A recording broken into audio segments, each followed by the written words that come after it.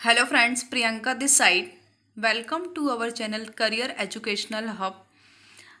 आज हम डिस्कस करने वाले हैं यूजीसी नेट पेपर 1 के टीचिंग एप्टीट्यूड एमसीक्यू क्वेश्चन। अगर आप इस चैनल पर नए हैं तो please like this video, subscribe this channel. इस वीडियो को ज़्यादा से ज़्यादा शेयर करना। तो हम टीचिंग एप्टीट्यूड पेपर नंबर 1 के जो है एमसीक्यू क्वेश्चन डिस्कस करेंगे। ये वीडियो आपके लिए बहुत हेल्पफुल होने वाला है।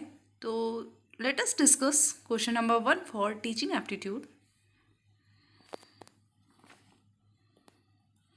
Question number 1 is, in the two sets given below, set 1 provides level of teaching while set 2 gives their focus of concern. तो यहाँ पे क्वेश्चन में आपसे लेवल ऑफ टीचिंग पूछा गया है, फोकस ऑफ कंसर्न आपको मैच द पेयर्स डिस्कस करना है। Before going to discuss this question I will discuss levels of teaching. Levels of teaching, so teaching में हमारे जो है 3 लेवल्स होते हैं, memory level, understanding level and the reflective level. Morris L ब्रिगी ने ऑटोनोमस डेवलपमेंट लेवल को भी डिफाइन किया है। तो अकॉर्डिंग टू मॉरिस एल ब्रिगी, टीचिंग में जो है 4 लेवल्स मॉरिस एल ब्रिगी ने ऐड कर दिए हैं, autonomous development, memory level, understanding level and the reflective level. First one is memory level. Memory level जो है हर्बर्ट ने दिया है। मेमोरी लेवल में स्टूडेंट्स जो है रोट लर्निंग करता है, क्रैमिंग करता है। स्टूडेंट्स यहाँ पर स्टूडेंट का रोल पेसिव होता है, टीचर का रोल एक्टिव होता है। मेमोरी लेवल हमारा टीचर सेंटर्ड अप्रोच होती है। Students only single learning, chain learning को ही समझता है। जैसे हम स्टूडेंट्स को सिखाते हैं वैसे ही वो अंडरस्टैंड करता है। फॉर एग्जांपल, स्कूल में हम स्टूडेंट को सिखाते हैं A for apple, B for boy, तो वो एज इट इज़ वैसे ही लर्न करता है। यहाँ पर स्टूडेंट का माइंड जो है वो पैसिव होता है, वो ओनली क्रैबिंग करता है, रोट लर्निंग करता है। चीज़ों को अंडरस्टैंड करने की लर्नर में समझ नहीं होती है। टीचर का रोल मेमोरी लेवल में ज़्यादा होता है, स्टूडेंट्स जो है ओनली क्रैबिंग करने का वर्क करता है। मेमोरी लेवल में जो इवैल्यूएशन होता है वो बोथ एसे टाइप होता है और ऑब्जेक्टिव टाइप एग्जामिनेशन होता है। मेमोरी लेवल टीचर सेंटर्ड है। Second level is understanding level of teaching. Understanding level of teaching को मॉरिसन ने डिफाइन किया है।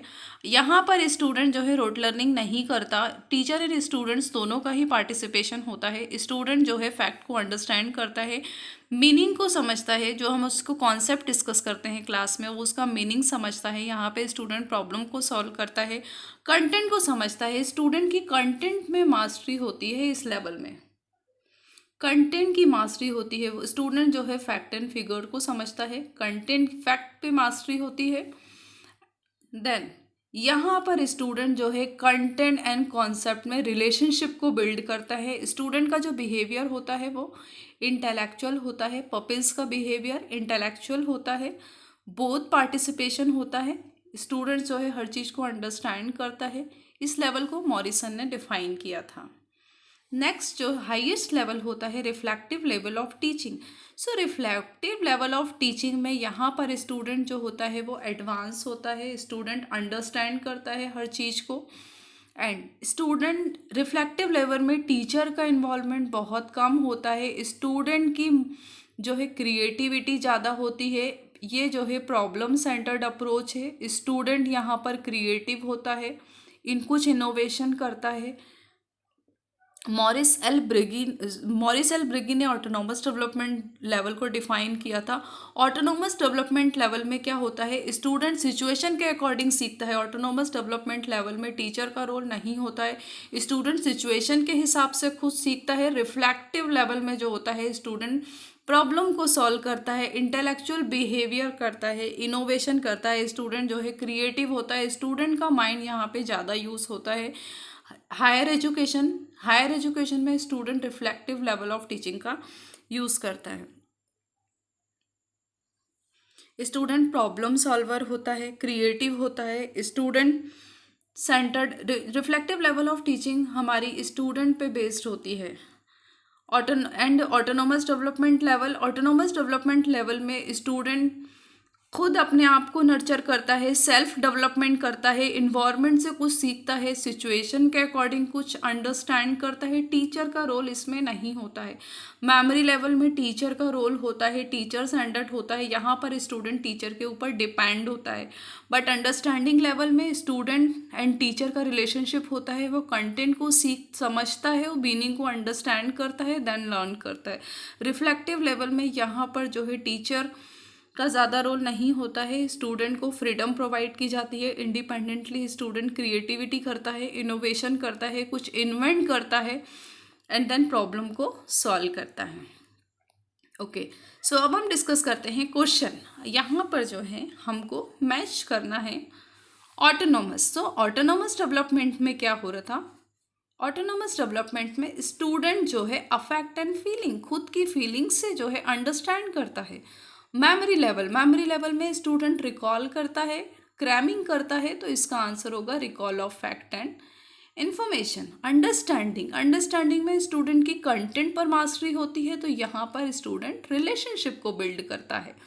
Reflective level higher level of teaching होता है, यहाँ पर स्टूडेंट क्रिएटिविटी करता है, स्टूडेंट प्रॉब्लम्स को सॉल्व करता है। तो इस क्वेश्चन का आपका आंसर होगा question number C. Question number 3, autonomous student affect and feeling करता है, खुद सीखता है, इन्वायरमेंट से, सिचुएशन से। मेमोरी लेवल में स्टूडेंट रिकॉल करता है इन्फॉर्मेशन, फैक्ट को क्रैमिंग करता है। अंडरस्टैंडिंग लेवल में स्टूडेंट जो है फैक्ट एन एग्जाम्पल के थ्रू, रिलेशनशिप के थ्रू अंडरस्टैंड करता है। रिफ्लेक्टिव लेवल में स्टूडेंट प्रॉब्लम को सॉल्व करता है। So let us discuss question number 2.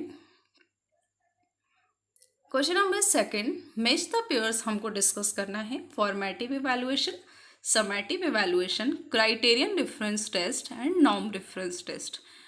Okay, so पहले हम डिस्कस करते हैं फॉर्मेटिव इवैल्यूएशन क्या होता है। फॉर्मेटिव इवैल्यूएशन जब टीचर स्टूडेंट को लेक्चर दे रहा होता है या टीचर स्टूडेंट्स को लेक्चर डिलीवर करता है, तो ड्यूरिंग द क्लास जो स्टूडेंट का इम्प्रूवमेंट होता है, ड्यूरिंग द क्लास जो हम स्टूडेंट से क्लास टेस्ट लेते हैं, यूनिट टेस्ट लेते हैं, कुछ क्विजेस सॉल्व करवाते हैं स्टूडेंट के इम्प्रूवमेंट के लिए, ड्यूरिंग द इवैल्यूएशन जो होता है वो होता है फॉर्मेटिव इवैल्यूएशन। जब स्टूडेंट का लेक्चर कोर्स ख़त्म हो जाता है, उसके बाद end of the course student के मार्क्स के लिए स्टूडेंट के एग्ज़ाम जो लिए जाते हैं वो हमारा समेटिव इवैल्यूएशन होता है।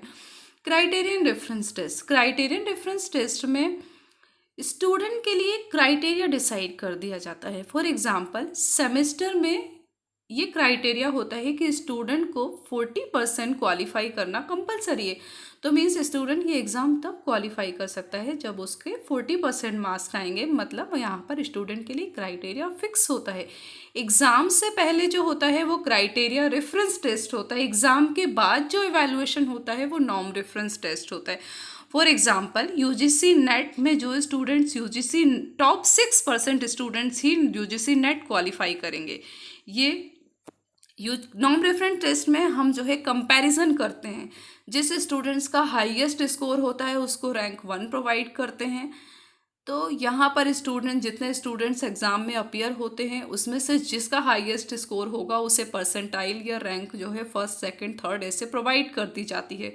तो बिफोर द एग्ज़ाम हमारा क्राइटेरिया रेफरेंस टेस्ट होता है, यहाँ पर क्राइटेरिया एग्ज़ाम का रख दिया जाता है। After the exam norm reference test होता है। नॉर्म रेफरेंस टेस्ट में स्टूडेंट के हाईएस्ट परसेंटेज और स्कोर के अकॉर्डिंग इवैल्यूएशन किया जाता है। अब हम क्वेश्चन को सॉल्व करते हैं। Formative evaluation, the intention of using to identify scope to potential for improvement. Student का यहाँ पर स्टूडेंट को आइडेंटिफाई करते हैं उसके पोटेंशियल को इम्प्रूवमेंट करने के लिए, ड्यूरिंग द क्लास स्टूडेंट के इम्प्रूवमेंट के लिए फॉर्मेटिव इवैल्यूएशन होता है। समेटिव इवैल्यूएशन, जब हम स्टूडेंट का एग्ज़ाम लेते हैं, यहाँ पर स्टूडेंट का जब हम एग्ज़ाम लेते हैं तब स्टूडेंट को जज करने के लिए ये एग्जामिन किया जाता है। तो इट्स इंटेंशन टू जज लर्निंग स्टैंडर्ड्स, यहाँ पर स्टूडेंट ने कितना लर्न किया हम उसको एग्जामिन करते हैं, जज करते हैं समेटिव इवैल्यूएशन में। क्राइटेरियन डिफरेंट टेस्ट, तो क्राइटेरिया रेफरेंस टेस्ट में हम स्टूडेंट का standard indicative of mastery, standard decide कर लेते हैं कि स्टूडेंट की मास्टरी क्या है। फॉर एग्जांपल यूजीसी नेट में या किसी भी एग्जाम में जो क्वेश्चन आपके सामने आता है तो उसका एक क्राइटेरिया फिक्स होता है कि क्वेश्चन नंबर 2 है तो इसका क्या आंसर होगा, 1 2 3 4। बिफोर द एग्ज़ाम क्वेश्चन देने से पहले ही जो क्राइटेरिया डिसाइड कर लिया जाता है वो होता है criterion reference test. Norm reference test आप जितना स्कोर आपका आता है, जिसका हाईएस्ट होगा, हम स्टूडेंट का कंपैरिजन करेंगे, सारे स्टूडेंट जितने एग्ज़ाम में अपीयर हुए हाईएस्ट स्कोर वाले स्टूडेंट्स को जो है हाईएस्ट रैंक प्रोवाइड कर देंगे। तो नॉर्म रेफरेंस टेस्ट आपका आफ्टर द एग्ज़ाम होता है। तो इसका आंसर होगा percentile, rank and standard scores are used for reporting. So question number 2 का हमारा आंसर हो जाता है फर्स्ट, ए का जो है the intention of using is to identify scope and potential for improvement. Summative evaluation, its intention is to जज learning standard. हम यहाँ पर स्टूडेंट का लर्निंग स्टैंडर्ड जज करते हैं कि स्टूडेंट ने during the class, during the lecture कितना उसने स्टूडेंट्स ने लर्न किया है। इवैल्यूएट करते क्राइटेरिया में standard indicative of mastery, standard fix कर देते हैं। नॉर्म रेफरेंस टेस्ट में स्टूडेंट का परसेंटाइल, रैंक और स्कोर के अकॉर्डिंग रिपोर्ट करते हैं। Okay, question number 3, which of the following evaluation system belongs to the category of being an innovative practice. अब यहाँ पे ऑप्शन दिया है semesterized examination, performance evaluation, portfolio based evaluation, learning outcome based evaluation. तो हमारे जो टीचिंग हम जो करते हैं, टीचर एंड लर्नर का, टीचर का ऑब्जेक्टिव होता है स्टूडेंट का आउटकम होना चाहिए। हम टीचिंग करते हैं जब हम लेक्चर देने से पहले स्टूडेंट का जो लेवल होता है वो इतना होता है, बट आफ्टर द लेवल उसका आउटकम इतना आता है, मतलब उसका आउटकम इंक्रीज हो जाता है। तो इनोवेटिव टीचिंग प्रैक्टिस ऐसी होना चाहिए जहाँ पर स्टूडेंट का आउटकम जो है वो इंक्रीज हो, स्टूडेंट कुछ सीखे, कुछ लर्न करे, उसका नॉलेज इंक्रीज हो, स्टूडेंट की स्किल इम्प्रूव हो। तो जब भी टीचिंग से रिलेटेड क्वेश्चन आते हैं तो आपको हमेशा पॉजिटिव आंसर फाइंड आउट करना होता है। टीचिंग एप्टीट्यूड के क्वेश्चन सॉल्व करने की सबसे बेस्ट ट्रिक होती है कि जो ऑप्शन आपको दिए गए हैं उसमें से पॉजिटिव को आप चूज़ करो। टीचिंग एप्टीट्यूड के किसी भी क्वेश्चन में नेगेटिव आंसर को चूज़ मत करो। उस ऑप्शन को चूज़ करना जिसमें स्टूडेंट का वेलफेयर है, स्टूडेंट के लिए पॉजिटिव बोला गया है, वही हमारा आंसर होता है। ओके, सो इवैल्यूएशन में इनोवेटिव प्रैक्टिस में आंसर होगा learning outcome based evaluation. Your fourth question is, in the spectrum of teaching methods which of the following will be called dialogic। तो इसमें से हमें ये फाइंड आउट करना है कि डायलॉजिक टीचिंग मेथड कौन सी है। डायलॉजिक मीन्स जिसमें स्टूडेंट एंड टीचर दोनों का इंटरेक्शन होता है, स्टूडेंट एंड टीचर दोनों का इन्वॉल्वमेंट होता है। For example lecture method, lecture में ओनली टीचर एक्टिव होता है, स्टूडेंट पैसिव होता है, क्योंकि यहाँ पर लेक्चर में टीचर ओनली लेक्चर डिलीवर कर रहा होता है, बट स्टूडेंट जो है पैसिव होता है, वो सिर्फ सुन रहा होता है। स्टूडेंट का इन्वॉल्वमेंट लेक्चर मेथड में कम होता है। तो हम फाइंड आउट करते हैं dialogic method.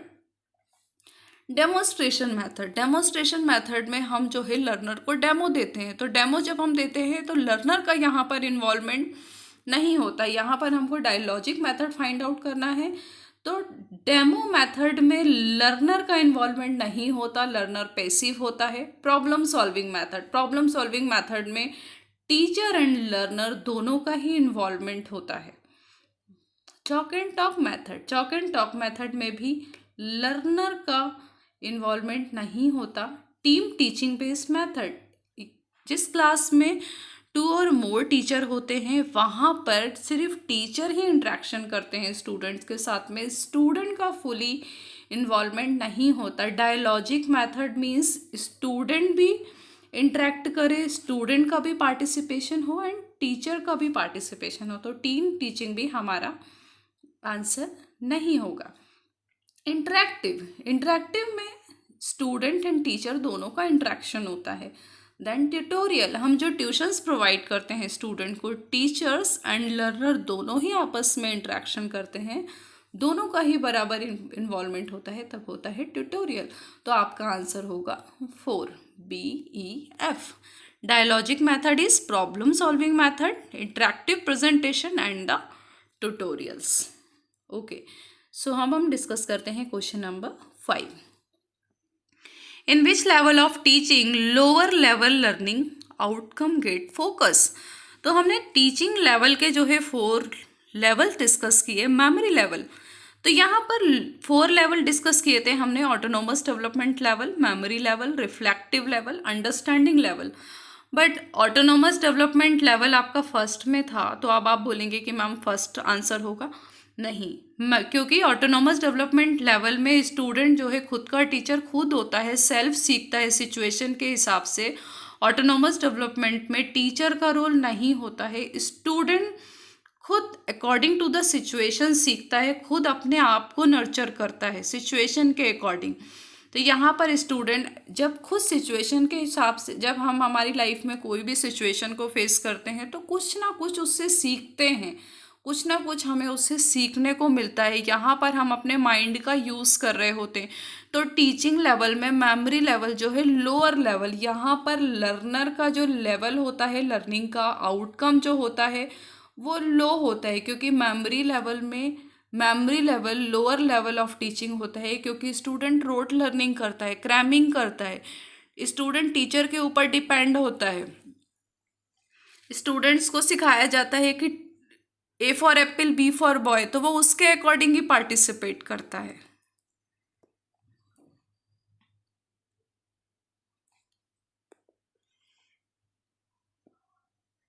Okay, so let us discuss next question. Which of the following types of assessment is conducted periodically with an eye on standards? Formative assessment, summative evaluation, portfolio assessment and the performance assessment. तो इसका answer होगा summative evaluation. Formative assessment during the class जो student का assessment होता है, summative evaluation जो after the classes student का exam लिया जाता है। यहाँ पे क्वेश्चन में पूछा है आई ऑन स्टैंडर्ड, तो स्टूडेंट को जज किया जाता है स्टैंडर्ड के अकॉर्डिंग समेटिव इवैल्यूएशन में। Next question is which of the learning outcomes are intended in teaching organized at understanding level? Option number A, longer recall and retention of facts, seeking of relationship and patterns among facts, creative construction and critical interpretation of ideas, mastery of facts and information. So answer होगा यहाँ पर B. Student जो है relationship को build करता है, fact को समझता है, चीज़ों के मीनिंग समझता है, चीज़ों को अंडरस्टैंड करता है। अंडरस्टैंडिंग लेवल हमने 3rd लेवल डिस्कस किया था। यहाँ पर स्टूडेंट प्रॉब्लम को सॉल्व करता है, खुद चीज़ों को समझता है, तो इसका आंसर होगा 2। So let us discuss question number 8। Instructions which encourage live participation and interaction through online classes are called। जब हम ऑनलाइन लाइव क्लासेस कर रहे होते हैं तो उसको बोलते हैं सिंक्रोनस इंस्ट्रक्शंस। जब हम ऑफलाइन हैं या हम किसी को टेक्स्ट मैसेज करते हैं जहाँ से तुरंत हमें रिप्लाई नहीं आता है, इमीडिएट रिप्लाई नहीं होता है, तो उसे हम बोलते हैं असिंक्रोनस इंस्ट्रक्शन। तो यहाँ पे क्वेश्चन में पूछा है इंटरेक्शन थ्रू ऑनलाइन क्लासेस। तो ऑनलाइन क्लासेस जहाँ पे टीचर जहाँ अगर कुछ क्वेश्चन पूछता है स्टूडेंट्स को, तो स्टूडेंट भी जो है इक्वली पार्टिसिपेट करता है और उसके आंसर को देता है। तो ऑनलाइन क्लासेस हमारी सिंक्रोनस इंस्ट्रक्शन होता है। ऑफलाइन क्लासेस क्लासरूम में जो होगा, जो हमें स्टूडेंट बाद में रिप्लाई करता है, वो होता है असिंक्रोनस इंस्ट्रक्शन। तो question number 9, who among the following propose theory of multiple intelligence. Multiple intelligence की थ्योरी किसने प्रपोज की है? तो मल्टीपल इंटेलिजेंस थ्योरी जो है हॉवर्ड गार्डनर ने दी है, Howard Gardner. Okay, question number 10, in which of the modalities of teaching learning arrangement there is more scope for critical and creative interchange? Option number A, training session, conditioning to promote sensitivity, instructional presentation involving scope for information processing. Option number D, dialogic presentation involving teachers, students and the content. Critical and creative thinking learner की तब होती है जब teacher ही only students को explain नहीं करता है, student भी जो है इक्वली पार्टिसिपेट करता है।